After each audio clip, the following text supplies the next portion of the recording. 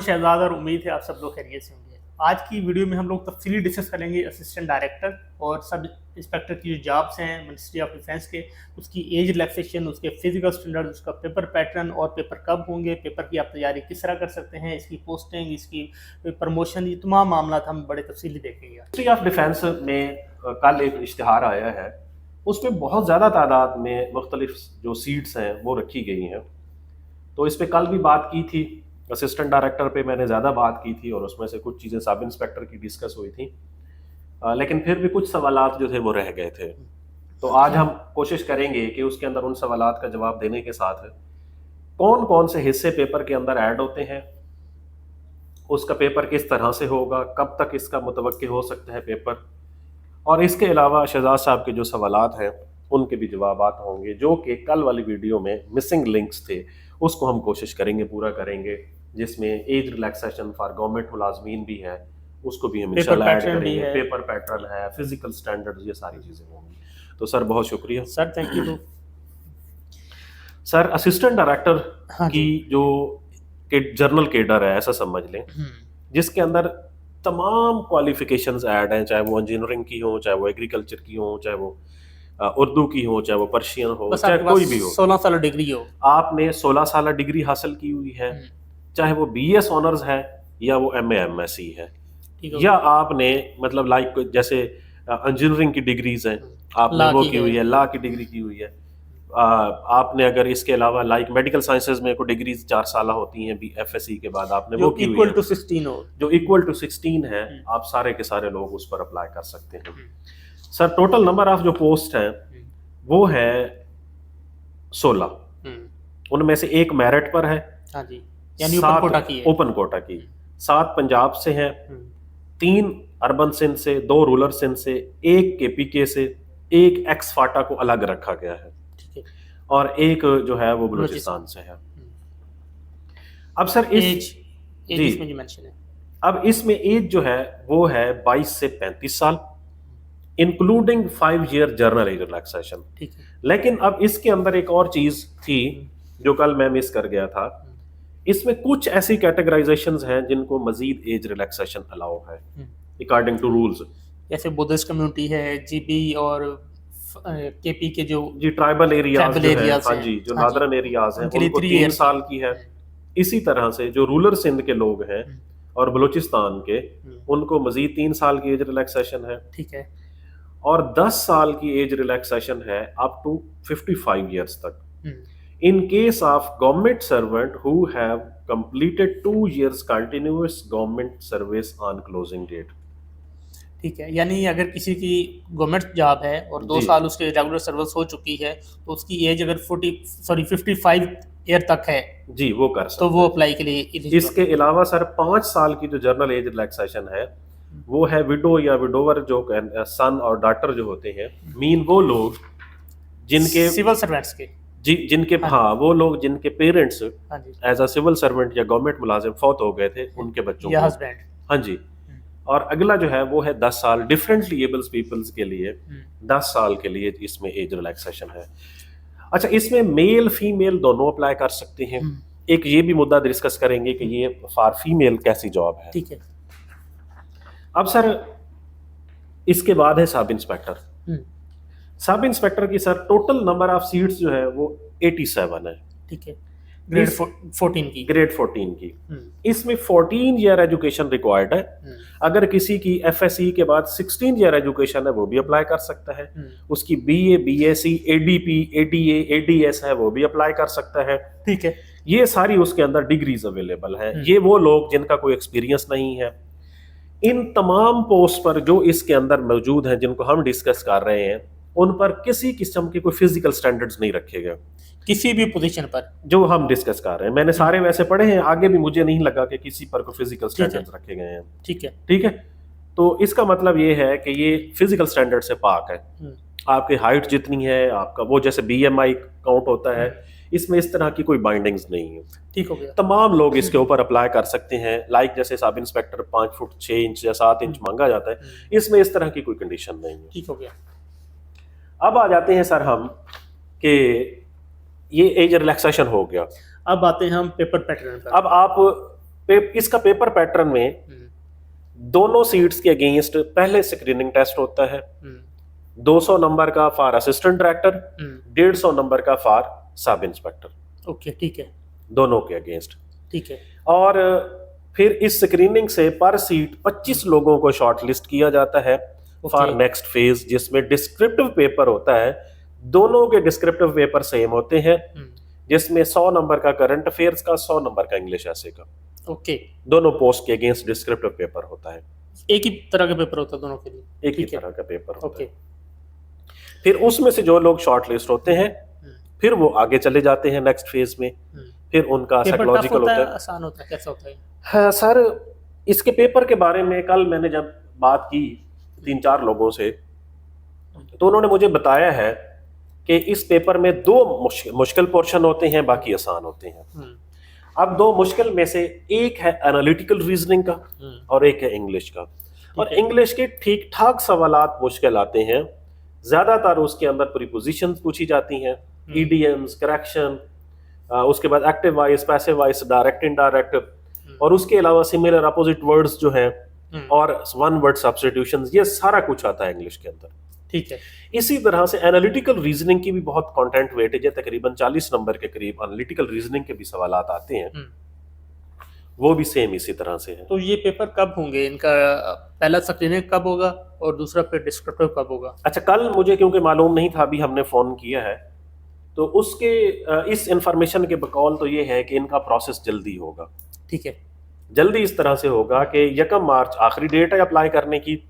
1 मार्च तक जिस बंदे की भी 30 साल फॉर सब इंस्पेक्टर, 35 साल फॉर असिस्टेंट डायरेक्टर, जिसकी कोई जॉब वगैरह नहीं है, तो वो इसके ऊपर अप्लाई कर सकते हैं। ठीक है। कहते हैं जी कि तकरीबन 25 या 15 मई तक जो है वो प्लान हो सकता है कि इनका स्क्रीनिंग टेस्ट होगा। ओके, और ये कहाँ पे होता है? स्क्रीनिंग टेस्ट ज्यादातर उन सेंटर्स पर होता है जहां पर जो हमारी आर्मी के रिक्रूटमेंट सेंटर्स होते हैं, ज्यादातर वहां पर, लाइक DI खान, मुल्तान, ठीक है, ठीक है। इसी तरह से रावलपिंडी, पिशावर, अगर आप इधर ऊपर चले जाएंगे तो आपको सिंध में मुख्तलिफ एरियाज मिलेंगे, बलोचिस्तान में, जहां जहां पर तकरीबन आर्मी के रिक्रूटमेंट सेंटर्स होते हैं, ये वहीं पर सारे होते हैं। ठीक है। इन लोगों का बेसिकली काम क्या होता है, या इन लोगों की पोस्टिंग कहाँ होगी? इनकी पोस्टिंग डिस्ट्रिक्ट्स में होती है, कहीं पर भी की जा सकती है। इंतहाई सेंसिटिव काम होता है इनका। ठीक है। लॉ इन्फोर्समेंट एजेंसी के अंदर ये रीढ़ की हड्डी होते हैं।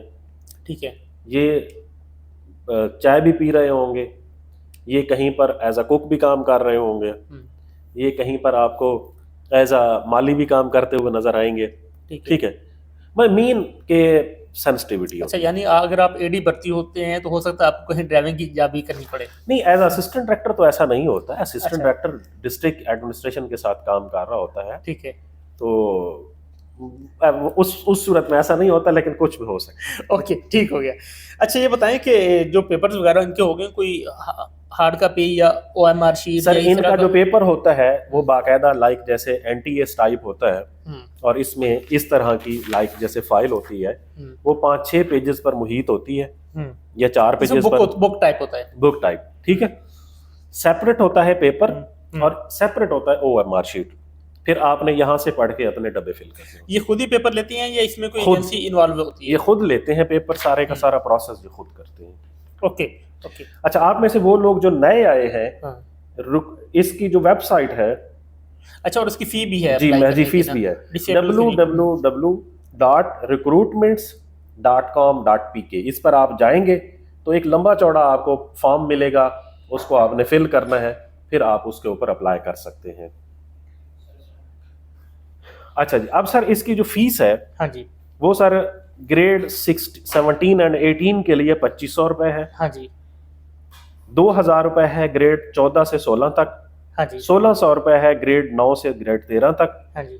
1200 रुपए है ग्रेड 7 के लिए। 800 रुपए है BS 1 to 16 के लिए। और जो डिसेबल्स होंगे उनके लिए ये फी? जी, उनके लिए फीस नहीं है, और उनके लिए ये है कि वो डिफरेंट एबल्स पीपल्स का जो अपना सर्टिफिकेट है वो उन्हें, मतलब एक वैलिड सर्टिफिकेट। तो आप अब क्या कहते हैं कि लोगों को कब से इसकी तैयारी शुरू कर देनी चाहिए?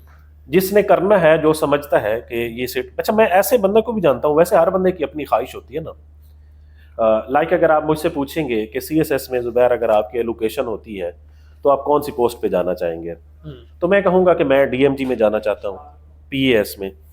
आप मुझसे सेकंड प्रेफरेंस पूछेंगे, अगर आपकी PSP में नहीं हो, अगर आपकी DMG में नहीं होती, फिर नहीं होती, फिर आप क्या करेंगे? फिर मैं कहूँगा जी मैं फॉरेन सर्विसेज में जाना चाहता हूँ।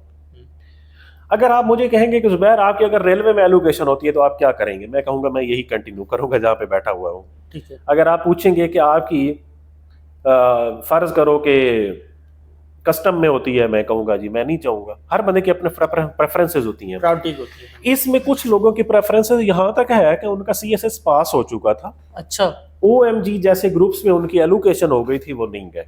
अच्छा जी, हर बंदे के मिजाज के मुताबिक है ना? हाँ जी।